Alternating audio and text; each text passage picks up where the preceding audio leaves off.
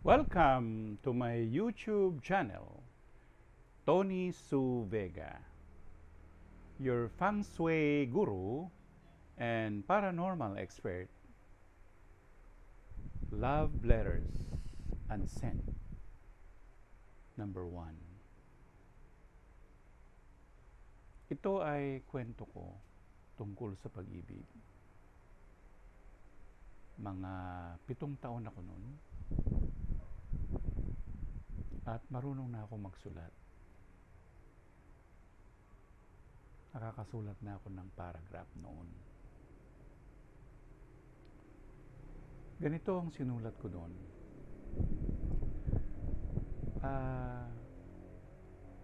Na-attract ako sa katabi kong babae. Napangalanan natin siyang Tunay. Baka marinig niya to.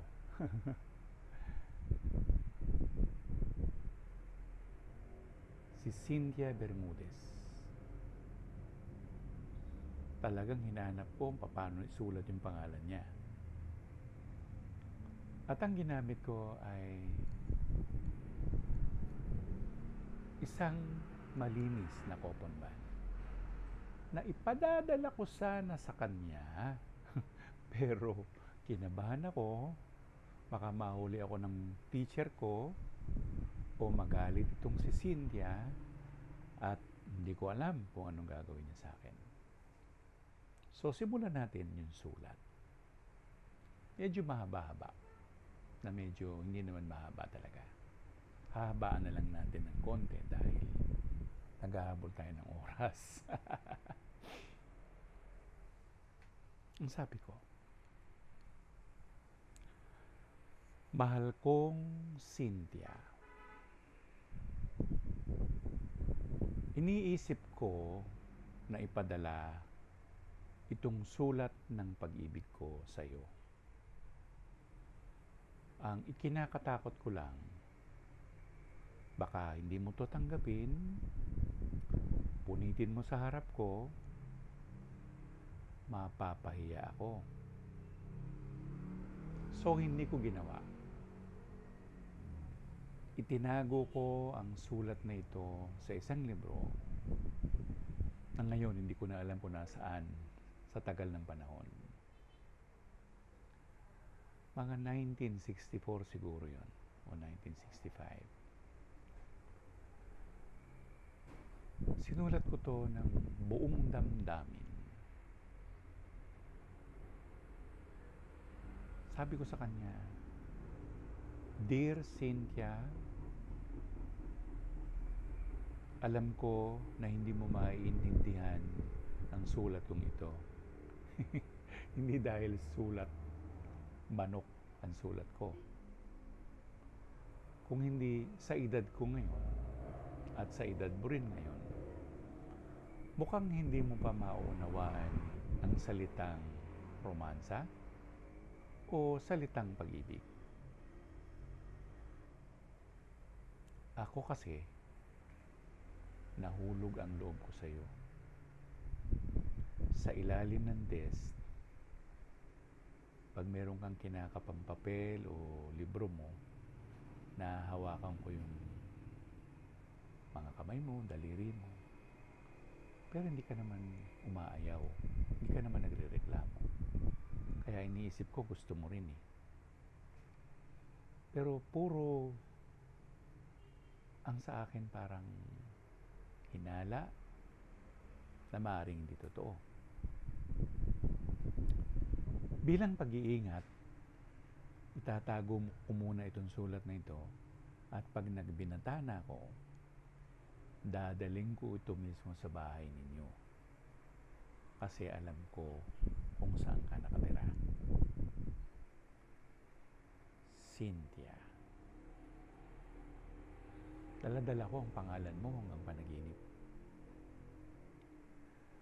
Pati mga panaginip ko, nagkita tayo doon sa isang parang park o isang pahingahan ng mga tao.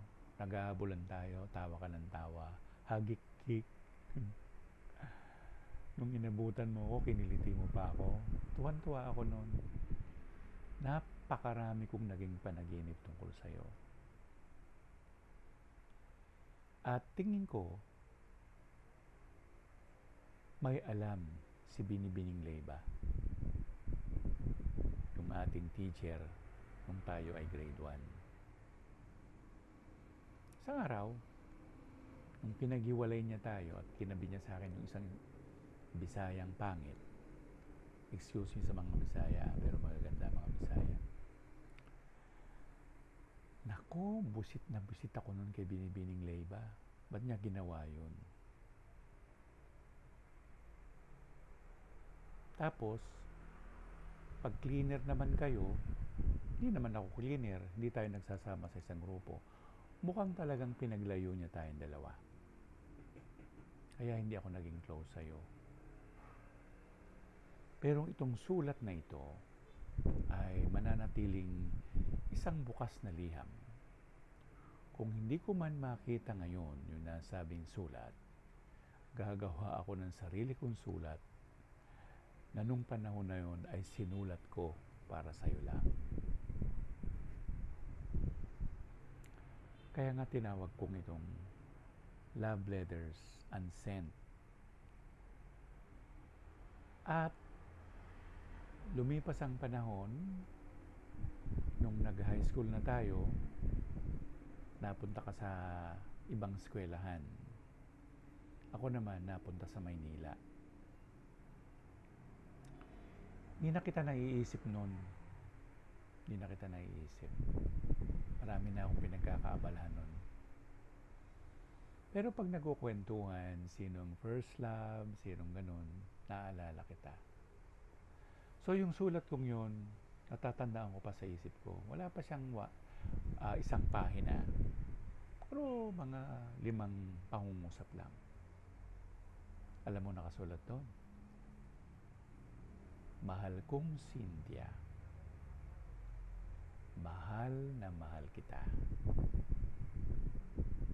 Mahal na mahal kita.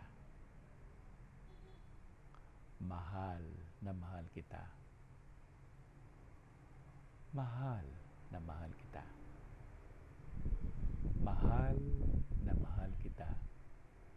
Nagmamahal, Antonio. Corny? Di naman sino ko corny. Kasi yun lang alam ko isulat. Hindi pa ako marunong mag-English noon.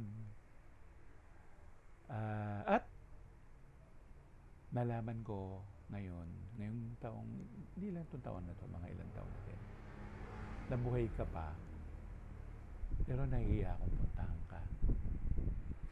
At nag-iiba, siguro, iba na rin ang apelyido mo, pero alam ko kung nasan ka. Hinahanap ka ng puso ko. Hinahanap ka ng kalooban ko.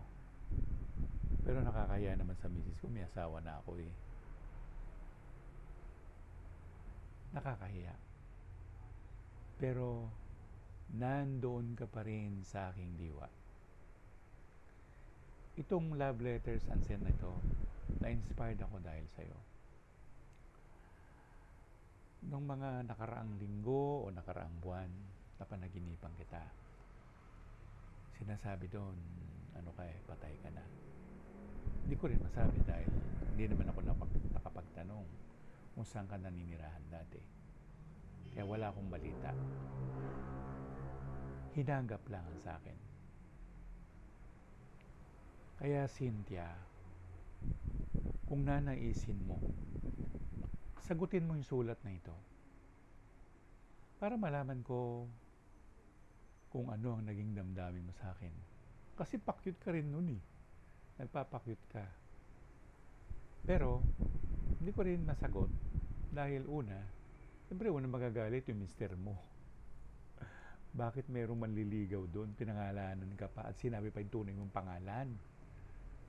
Nakakahiya. Pero sana, may magkwento sa'yo na mayroong YouTuber doon na pinangalanan ka na mahal na mahal ka raw niya, mahal na mahal ka raw niya, mahal na mahal ka raw niya. Walang sinabi, no? Pero ako natutuwa akong gawin itong content na ito para sa'yo. Nawala na yung salitang pagmamahal o pag-ibig. Nandun lang yung tinatawag na memories. Memories of the past. Na kung saan ang edad ko, sa edad kong yun, ay umibig ako ng lihim sa isang babaeng hindi ko napagtapatan. Corny uli. So, mga audience natin, salamat sa inyong walang sawang pagtangkilik sa ating YouTube channel. Sana po magpa-shoutout kayo. Sa-shoutout ko kayo. Kasi kanina si Christian Cadelinia, sinasabi niya na sana ako kasali ko doon. Gagawin natin yan. Magsa-shoutout tayo para maging buhay yung YouTube channel natin. Hanggang sa muli.